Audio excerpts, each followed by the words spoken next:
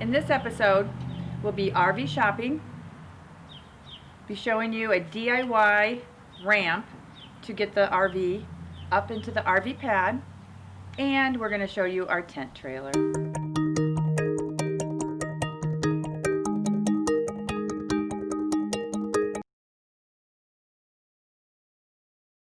At the moment, we are complete RV newbies. Matter of fact, I don't even know if you can call us RV newbies because we don't even have an RV. Maybe a wannabe? Yeah, wannabe RV newbies. Definitely a newbie. So basically, the next several episodes are probably going to go into all of the things that you need to ensure you have to go RVing. From looking what you have at home and what you'll need to get on the road. So it's literally steps, and let's get started. That brings us to trailer shopping. So what's important to me in a trailer is that it would have some of the conveniences that I know I would enjoy in a small trailer.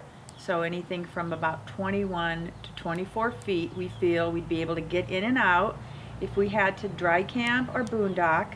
And this would just be in the beginning around Oregon and in close areas because we both still work. But what I believe is important to me would be that it have a dinette, so we could set up, a laptop and do a little bit of work from for our vlog. It would have a large refrigerator. I think those tiny ones are just not doable for, really just living kind of off the grid if you have to. And I believe that we thought maybe having the bed sit stationary would be important, but we've been looking at Murphy beds, and I kind of like the idea of just putting that bed up, and then you have your space with the slide out. So the slide out's important, and the little kitchen has its, sometimes they have a stove. I'm not for certain that I would need, or excuse me, the oven. It doesn't have to have 3 burners, maybe 2 is fine. I definitely like having the dinette to have a work surface to work on. And it's nice to have the couch. At first I didn't think that I wanted a stationary bed, like a walk around queen bed. And couches in the slide out, would be fine. But then I thought it's not very comfortable to work, sitting on a couch. So the dinette is definitely a good thing. And a Murphy bed, gives you, the little couch, during the day, and the dinette. So one person can be sitting on the couch. One person can even take up all the space on the dinette. Yes. And you're across from each other, and yet you still feel you have space. You have elbow room. Plus the dinette gives you some extra counter space, if you're preparing a meal, you can spin around and have stuff staged up there. Because I've noticed that there are some flip-up counters, there's some back counters, but mostly it's just going to be your sink with, like the cutting board, and then it goes over to the stove area, which unless you're getting a brand new one with the glass top, you're not going to have a lot of counter space on that. Definitely that size has limited counter space, so yeah.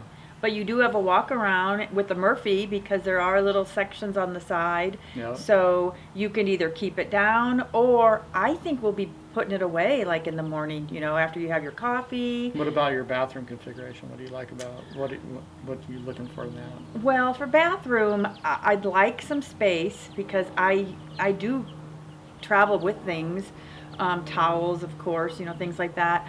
I like the fact that it's a dry shower. I'm not into taking a wet shower and then having to wipe down the whole bathroom.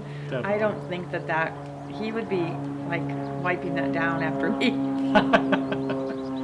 The rear baths seem to be like a cool configuration because generally we see the whole back of the rig is the bathroom. So you have a pretty substantial sized shower, toilet, and then the vanity with storage behind it. So it seems like those rear bath models, I mean, we've really honed into like just, you know, very, very similar floor plans in everything that we've looked at.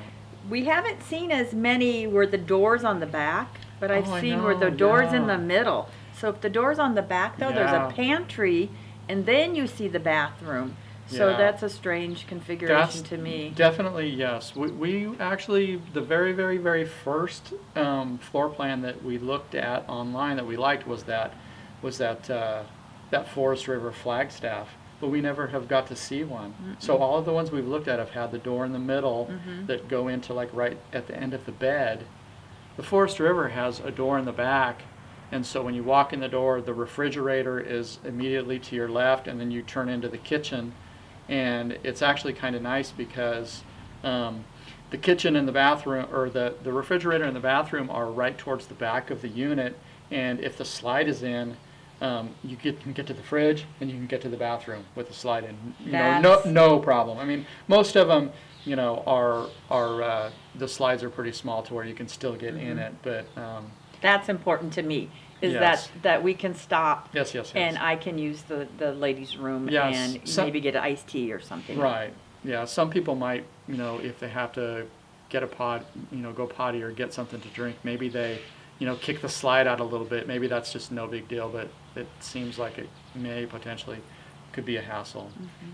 One of the things for us is we're trying to find something used, and so, you know, we can't be too choosy. No. If we find something that's a good deal Right. and like meets all of our needs, then, you know, I mean, certainly if we went out and bought a new one, we could get exactly what we want. Right. But, you know, we don't, you know, Cha-ching. yeah, cha-ching, exactly. So Randy's been really busy preparing, researching, getting ready to just even buy a trailer. Definitely. Something that I'm discovering, and again, we are not, you know, we're not even newbie RVers because we don't even have an RV, so we can't even call us out. We're trying to, you know, become newbie RVers. And one of the things that I'm discovering is all of the stuff that you need to ensure you have before you can even go buy one and pick one up. Our truck didn't come with a tow package, so it doesn't have a 7-pin connector. It's an older truck, so it doesn't have the built-in plug for a brake controller. So those are just some of the things, you know, that like, okay, well, we need to ensure, you know. So even if, let's say we bought an RV, you know, next week, we couldn't even go pick it up because our truck doesn't have a 7-pin connector. It doesn't have a brake controller. You know, maybe we can get it home without, you know, having a brake controller. You know, maybe if, you know, you have experience with that, you know, a small 20-foot trailer, you know, 4,000, 5,000 pounds, you know, is it safe to get it home and then just get that, you know, you know, let's say if something came up on Monday or Tuesday, you know, and we had to jump on a deal, you know, what could we do? Maybe, you know, something I was thinking of is maybe we could rent a truck, you know, like a new truck, Yeah. that you could easily plug in a brake controller to just to get it home, or maybe borrow somebody's. But nonetheless, there's a lot of things that you kind of don't realize that you need, you know, so it would be a little bit different if we had a new truck that was all set up, you know, with the tow package and et cetera, hitch, you know, weight distribution hitch, sway bar control, all of that stuff. Just trying to get, you know, do the research and get the truck ready to where we can pull up to a trailer and hook it up and get it home. I'm ready.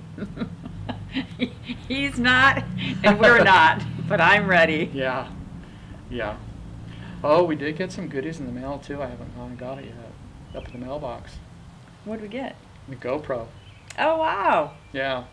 That's going to be exciting. So no more using the Cell phone. cell phone In the or car. even the little, but we use the little camera too. Oh yeah, we'll definitely use that. The Okay. GoPro will be for in the car footage. Okay. Yeah. Definitely. So our dream is to literally get on the road, go meet small town America, and it's people's, places, and things. I would like to meet people. I meet people every day, but I want to get on the road and experience what it feels like to just, get up in the morning and have your own little rig and, have a cup of coffee and just, take walks. And Definitely one of the items on our list would be to discover small, unique towns. Obviously, we want to go to all these great national parks, oh, absolutely. all these great campgrounds that people talk about, visit the coastline. But we know that there's a lot of small towns out there that are unique and have unique things to do and see. And so if you live in one of those towns and you're watching this, post in the comments below what's unique about your town and why we have Love to come to come. why we have to come and visit it. Murals, dive Yeah. bars, Dive bars. festivals, Yeah. Oh yeah. food Unique festivals. trucks. Yep. Beauty, whether it's the irises that are, blooming, or, the blueberries in season and strawberries. There's so much beauty out there, and it's off the beaten path, and so we just want to take a little step off that path and come find you. So let us know where you think there would be some great places to go. We'll probably be in Oregon for the first while because we both still work full time. And yet, as we start rolling and we start getting on the road, we can expand our horizon. So I think we've talked about how stripped down the tent trailer is. My parents were trying to reduce the weight because they were pulling it with a small car, and they pulled the fridge out, the stove, the sink, propane bottle, the battery, anything that they didn't use to try to reduce the weight. So it doesn't work for us, for our dream, for our vision, because we need to have the ability to have that stuff all self-enclosed. Not only that, but Kelly doesn't like setting it up, and it takes her a long time. Yeah, I don't have the strength to set it up. Wait, maybe she's never set it up. So. Yeah, he's actually gone to campsite, set it up. I'll come home from work, and then we'll go up. So.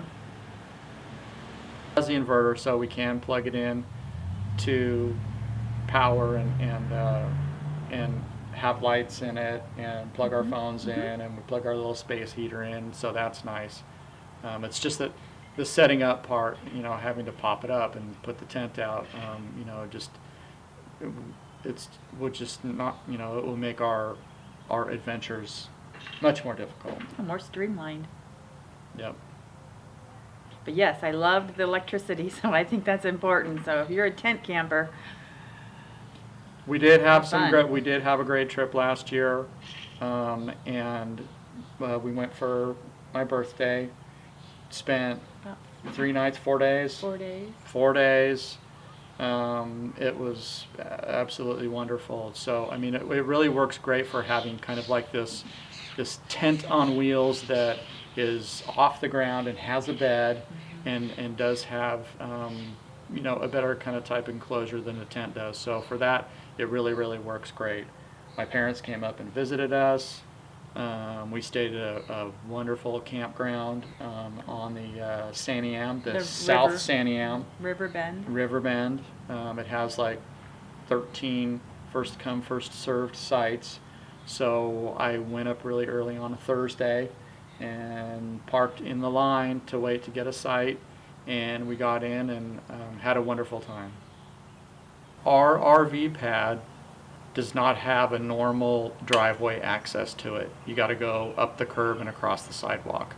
So in order to facilitate getting up the curb, I started looking at some pre-built ramps on Amazon and eTrailer and a bunch of different websites, and they were all pretty expensive, and some seemed to be kind of cheesy. So I decided to just build some ramps out of 1-inch plywood myself, and I tested them out this week. I got the tent trailer up there, and it worked really well. I had to move them around a couple of times when I was backing the trailer up, but they seemed to work really good, and it ended up, you know, it was $25 for the piece of plywood, some glue, and Question for you.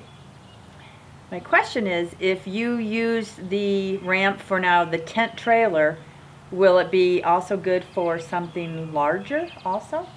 yeah, I drove up them with the truck as well, so the truck is 5,000 pounds, so Okay. the trailers we're looking at are all under 5,000 pounds, I think, and so it will work fine for them. They're 24 inches wide, so you know we may have to kind of move them around as we push, you know, the trailer up and then the truck, but I think they're going to work really well, and you know, we'll have some pictures up of what they look like and how I constructed them. And Another question.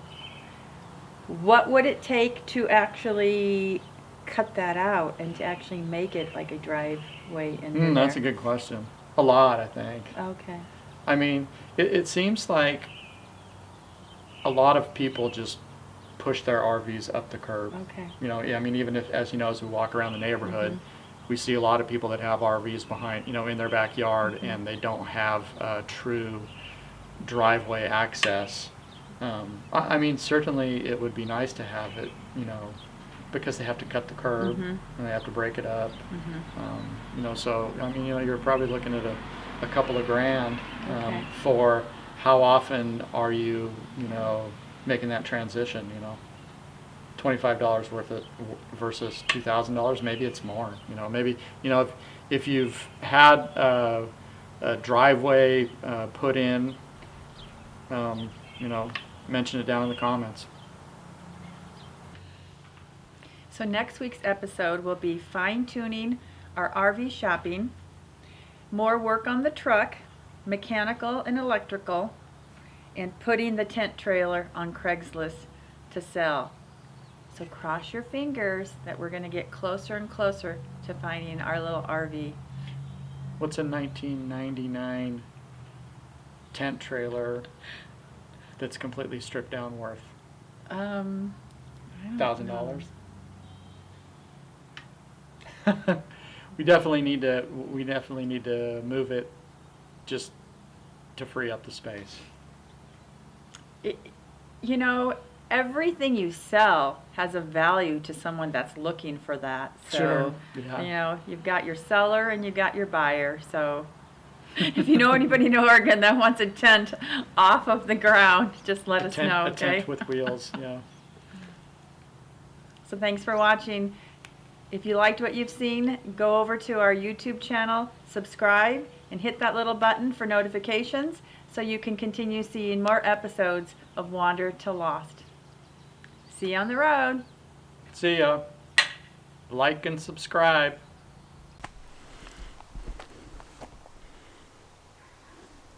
Happy Saturday. Happy weekend from Oregon. That's all you have to say. Well, I like to start with well. We're going to be getting ready to go up to Portland area and check out a Craigslist travel trailer. It's a 2018. I'm pretty excited, but we wanted to stand out in front of our little, I don't know, we never named her. Maybe that's half the problem. So if we name her, can we keep her? No.